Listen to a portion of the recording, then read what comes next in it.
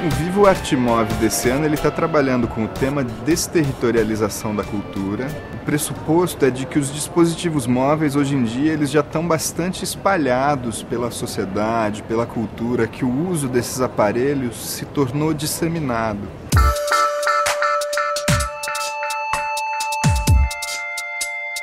Então, ao contrário do início do festival, onde existia uma investigação a respeito das possibilidades, hoje em dia o que se reflete mais é a respeito das consequências dessa popularização. É um desdobramento das discussões que a gente veio fazendo nesses anos todos e a gente tentou agrupar isso sob o nome de Panoramas da Cultura. A ideia era que a gente pudesse tentar entender o papel das novas tecnologias no nosso dia a dia mesmo, né, dentro da mesa Tecnopanoramas, de que maneira essas tecnologias estão transformando as relações entre as pessoas e a presença mesmo desses dispositivos de mídia no nosso cotidiano.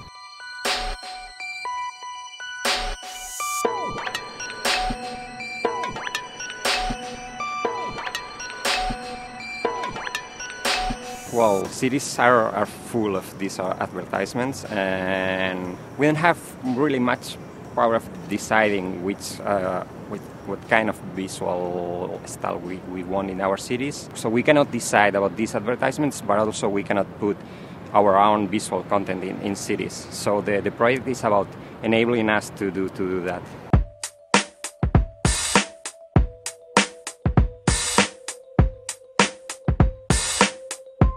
Or these binoculars or a phone where you can look through the screen, or in the case of the binoculars, through the binoculars, and you can see everything. This thing has a camera in it, so you can see the wall as it is, except for the advertisements that are substituted with art.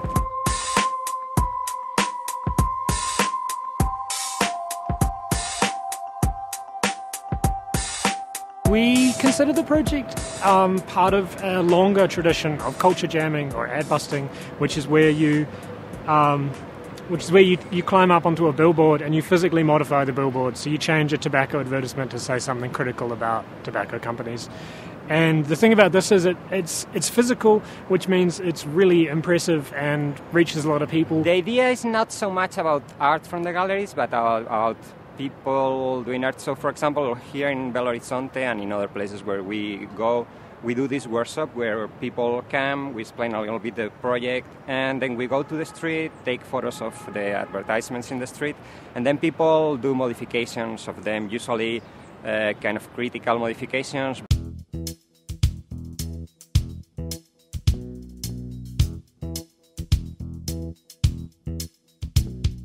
It's not something like big artist art, but of anyone, enabling anyone to put their content in the street.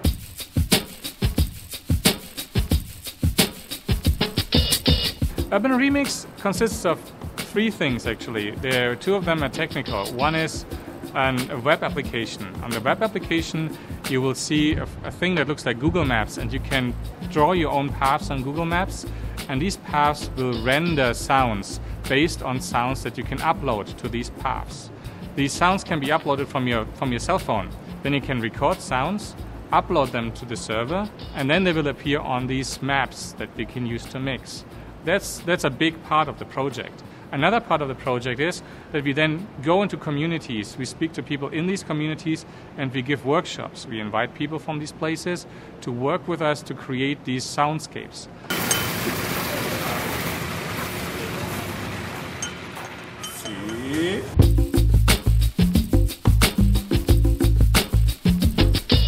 The project is not based on technology, it's based on musical collaboration. So if you find another way to upload the sounds, that's fine with us. It doesn't have to be on phones. Our system uses phones. I think the interesting part is that the technology is used to facilitate collaboration. This form of open access and very openly available work that we do is an expression of that. So for example, our website is open for everybody all the time. So you can be at home and do your remixes, and that's part of the design, that's part of the idea. It's not limited to a single instance. It's not a picture that you can hang on the wall. It's an activity that keeps on going.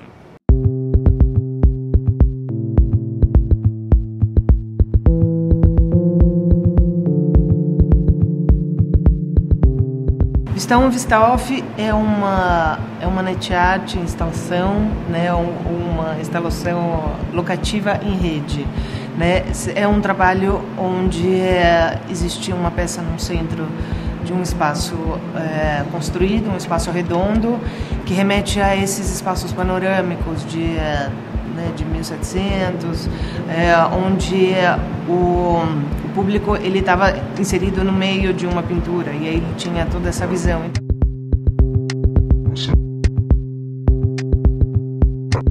Com esse dispositivo, o público gira e aponta e escolhe um lugar para parar essa peça. Aí quando ele para, essa peça está apontada para uma coordenada, né? Norte, sul, leste, oeste, noroeste. Então, aí ele começa a trazer imagens que estão no YouTube dos lugares que estão nessa direção. Em BH a gente tem a Pampulha para o norte, depois tem Bahia, depois tem, sei lá, Lençóis Maranhenses, Oceano Atlântico e Groenlândia. Então, ele vai estar... O trabalho vai estar nessa direção articulando com essas palavras, com essas tags, associadas a uma outra palavra que é a vista. Então, muitas vezes também, o resultado, a gente espera uma vista panorâmica do mundo, mas também vem outras informações, né? Isso mostra esse funcionamento da rede, né? Como é que a rede se configura hoje, né? A rede é muito... a rede do usuário, formada por esses bancos de dados, sabe? Então, também é uma espécie, né? Eu penso no trabalho também como uma espécie de visualizador de dados.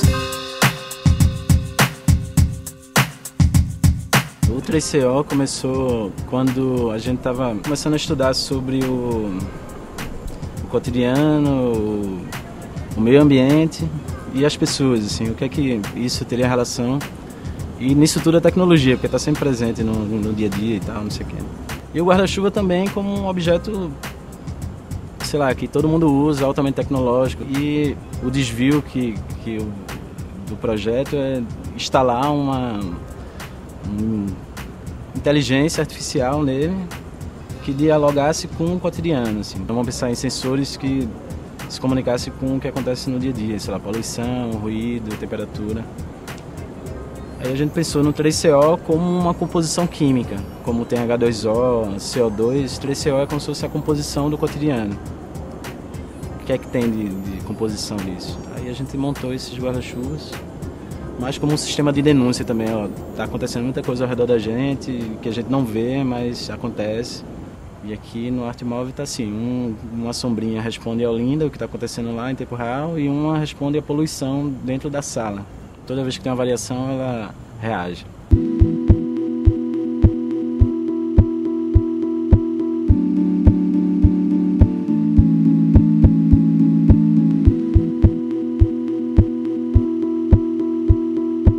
Essa ideia de portabilidade ou mobilidade, ela vem atravessando o festival desde 2006, né? E hoje a gente se vê até na urgência de criar formas de expandir essa mobilidade para além do aparelho, para além do dispositivo móvel, né? Um dos projetos que surgiu a partir disso é o Lab Móvel, que inicialmente ele tem uma missão cumprida em São Paulo, que é a de chegar a lugares onde não existe um cenário de arte contemporânea. Temos 3 temas, né? Acessibilidade, criação e difusão.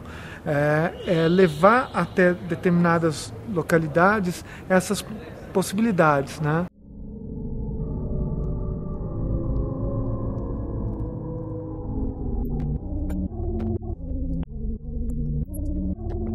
Well, Lee and I have collaborated from the early 90s on film and music collaborations.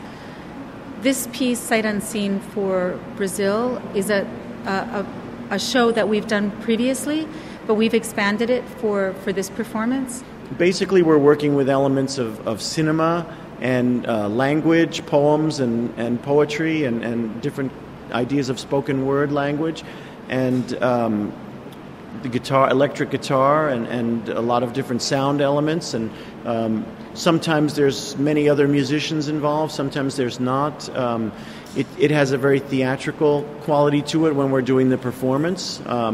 Even the staging of the images when we present it as an installation, it has kind of a theatrical quality. It's very definitely about cinema.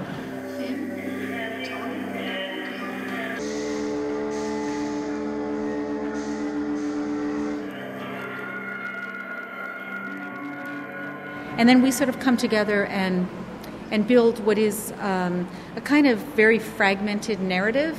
It's really about the things that we often take for granted, that we don't always pay attention to things. One of the main hallmarks of it is that I'm hanging my guitar from a cable and swinging it around and playing it in very unusual ways, what we call extended techniques for guitar, you might say, playing it in a different way than the typical way that a guitar is played, using the guitar as a sound-making device, but in a very different character than people are normally used to hearing the guitar played. So it's kind of for us an exploration of a lot of elements that we love: language, cinema, rock and roll, electric guitar elements.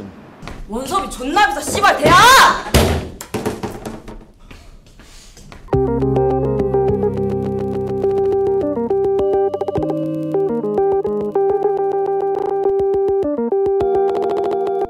Uma outra parte da programação do festival que a gente gosta de destacar é exatamente as mostras informativas, né?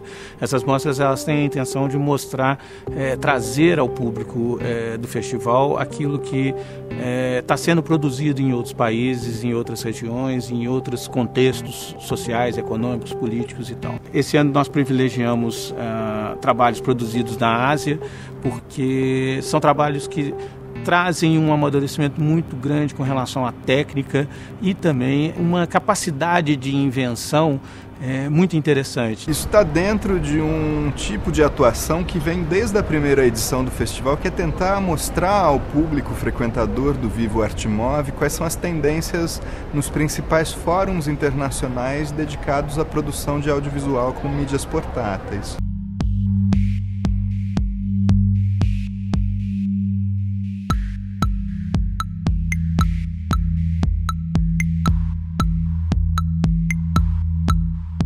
Por mais que o audiovisual hoje seja reflexo dos 100 e tantos anos de cinema, seja reflexo de uma linguagem já um pouco mais sedimentada, ainda surgem novas questões, ainda surge uma preocupação de que lugar é esse que esse realizador que se inscreve no Arte Move ocupa, né? Que lugar é esse dessa linguagem? É uma linguagem em constante mutação, é uma linguagem que ela não tem um lugar fixo. A gente acabou lidando com propostas muito diversificadas. Dificilmente eu atribuiria a eles características e parâmetros exclusivos de trabalhos feitos com e para mídias móveis. Talvez eles representem um conjunto maior mesmo de desafios e potencialidades que se colocam para trabalhos de curtíssima duração.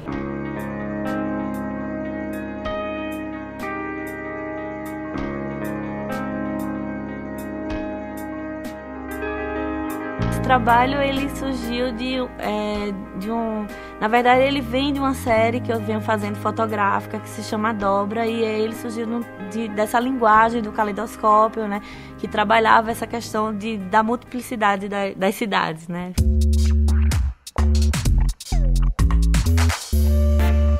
Everybody's involved in technology now on any level. Everybody's got their phones out and their computers and stuff, and so it's only natural that for artists that they would start to figure out how they could use these things to make their art. A tecnologia não é algo que está à parte, separada da esfera da cultura. Então, o que está acontecendo tecnologicamente, essas transformações, elas convergem com o que está se passando no campo da cultura.